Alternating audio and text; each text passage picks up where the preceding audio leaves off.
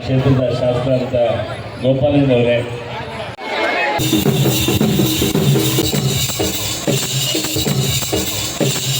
ಹೋದ್ರೆ ಹೆಂಗಾಯ್ತು ಗೊತ್ತಾ? ಸೈಡ್ ಬಾ, ಮತ್ತೆ ನೀವು ಸೈಡ್ ಬಿಡ್ರಿ, ಇಲ್ಲ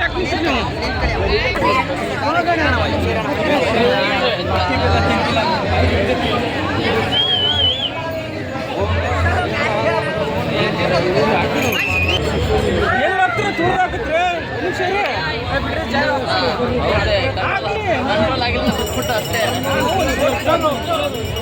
ಏನಿಲ್ಲ, ಇಲ್ಲೇ ಐತಿಲ್ಲ ಅಲ್ಲಿ ಹಾಸ್ಪಿಟ್ಲ್. ನಿಮಗೆ ಗೊತ್ತಿ, ನಾವು ಇಟ್ಕೊಂಡಿರೋ ನಮ್ಗೆ ಗೊತ್ಬಿಡ್ತೀವಿ.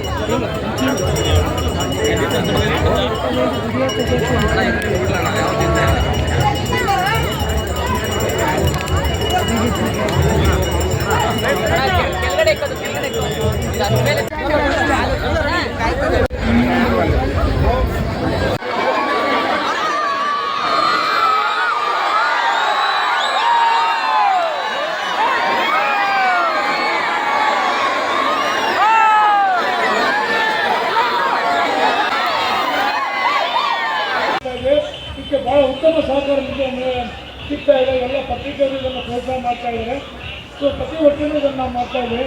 ಅದೇ ರೀತಿ ವಿವೇಕಾನಂದ ಜಯಂತಿ, ವಿವೇಕಾನಂದರು ನಮಗೆಲ್ಲ ಒಂದು ಅವರ ಆದರ್ಶದ ಮೇಲೆ ನಾವೆಲ್ಲ ಕೆಲಸ ಮಾಡ್ತಾ ಇದ್ದೀವಿ. ನಮ್ಮ ದೇವಾನಂದ ನರೇಂದ್ರ ಬಾಬು ಅವರಿದ್ದಾರೆ. ಅವರು ನಿಜವಾಗ್ಲೂ ಅವರ ವಿವೇಕಾನಂದ ಭಾಳ ಅದ್ದೂರಿಯಾಗಿ ವಾಕಥಾನ್ ಮಾಡಿದ್ರು. ವಿವೇಕಾನಂದ ಜಯಂತಿಗೆ ಬಂದಿದ್ದಾರೆ. ವಿವೇಕಾನಂದ ಬಗ್ಗೆ ಅದೊಂದು 5 ನಿಮಿಷ ಮಾತಾಡ್ತಿದ್ದಾರೆ. ಅದನ್ನು ನಿಜವಾಗ್ಲೂ ಕೇಳಬೇಕು, ಯಾಕಂದರೆ ಅದು ಯುವಕರಿಗೆ ಒಂದು ಸ್ಫೂರ್ತಿ. ಕೇಳ್ತಾರೆ 100% ನಮ್ಮ ಬಡಾವಣೆಯಲ್ಲಿ ಯಾರು ಗೊತ್ತಾಗಲ್ಲ. ಯಾಕಂದರೆ ವಿವೇಕಾನಂದರು ನಮಗೆಲ್ಲ ಒಂದು ಸ್ಫೂರ್ತಿ. MNC ಅವರು ಮಾತಿಸಿ ಅವ್ರಿಗೂ ನಾನು ಸ್ವಾಗತವನ್ನು ಬಯಸ್ತೀನಿ. ಎಲ್ಲ ನಮ್ಮ ನಾಯಕರು ಬರ್ಬೇಕಂತ ಪ್ರತಿ ವರ್ಷವೂ ಚಾಚು ತಪ್ಪದ ಈ ಕಾರ್ಯಕ್ರಮಕ್ಕೆ ನಮ್ಮ ಶಾಸಕರು ಬಂದು ನಮಗೆ ಪ್ರೋತ್ಸಾಹ ನೀಡ್ತಾ ಇದ್ದಾರೆ. ಸ್ವಾಮಿ ವಿವೇಕಾನಂದರ ಜನ್ಮದಿನಾಚರಣೆಯನ್ನ ಇವತ್ತು ಮಾಡ್ತಾ ಇದ್ದಾರೆ.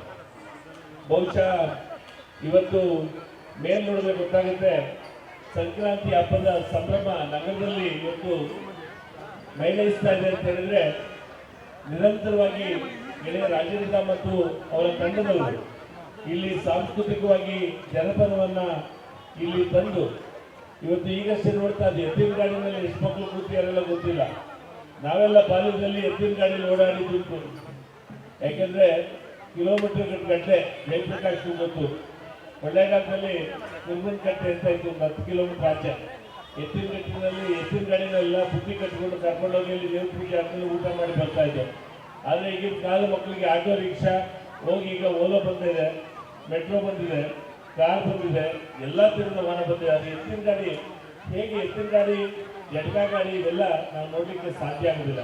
ಇದು ಕೇವಲ 32 ವರ್ಷ ಬದುಕಿದ್ದಂತ, 39 ವರ್ಷ ಬದುಕಿದ್ದಂತ ಇವತ್ತು ಸ್ವಾಮಿ ವಿವೇಕಾನಂದರು ಇಡೀ ನಮ್ಮ ದೇಶದ, ನಮ್ಮ ಸಂಸ್ಕೃತಿಯನ್ನ, ನಮ್ಮ ಆಧ್ಯಾತ್ಮ ಸಾರವನ್ನ ಇಡೀ ಪ್ರಪಂಚಕ್ಕೆ ಅವತ್ತು ಪರಿಚಯಿಸಿರ್ತಕ್ಕಂಥದ್ದು.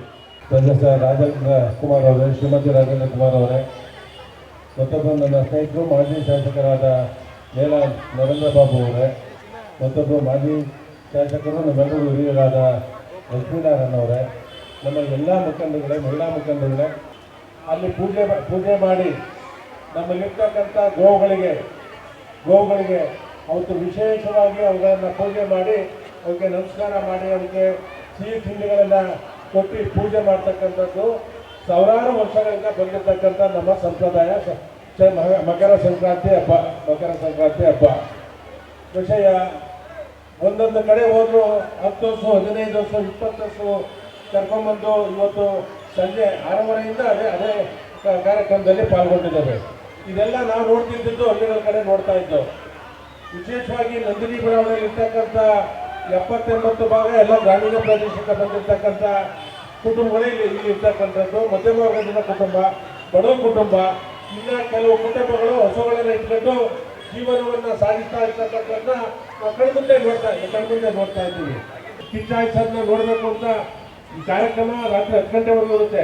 ಆದರೆ ಕಿಚ್ಚಾಯಿಸೋದನ್ನು ನೋಡ್ತಾವ ಒಂದೊಂದು ಕಡೆ 3,000 ಜನ, 4,000 ಜನ, 5,000 ಜನ ಇದ್ದಾರೆ ನಮ್ಮ ಅಕ್ಕಪಕ್ಕದಲ್ಲಿ.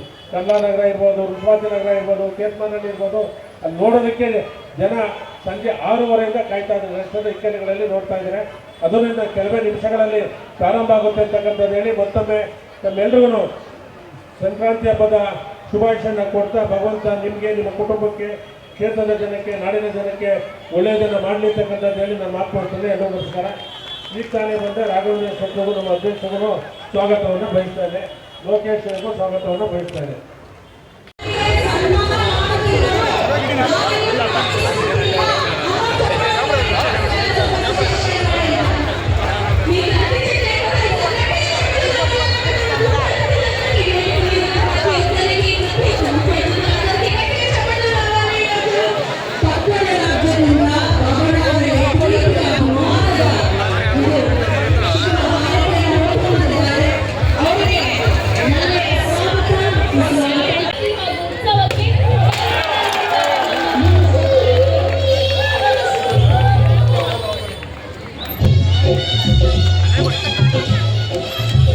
ಕ್ಷೇತ್ರದ ಶಾಸಕರಾದ ಗೋಪಾಲನ್ ಅವರೇ,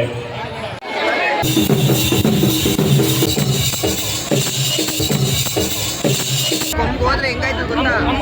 ಸೈಡ್ ಬಾ ಮತ್ತೆ ನೀ ಸೈಡ್ ಬಿಡ್ರಿ ಇಲ್ಲ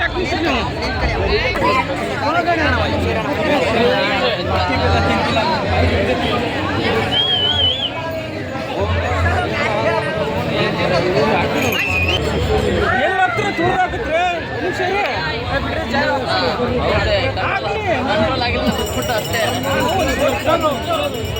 ಏನಿಲ್ಲ, ಇಲ್ಲೇ ಐತೆ ಅಲ್ಲಿ ಹಾಸ್ಪಿಟ್ಲ್. ನಿಮಗೆ ಗೊತ್ತಿ, ನಾವ್ ಇಟ್ಕೊಂಡಿರೋ ನಮ್ಗೆ ಗೊತ್ಬಿಡ್ತೀವಿ.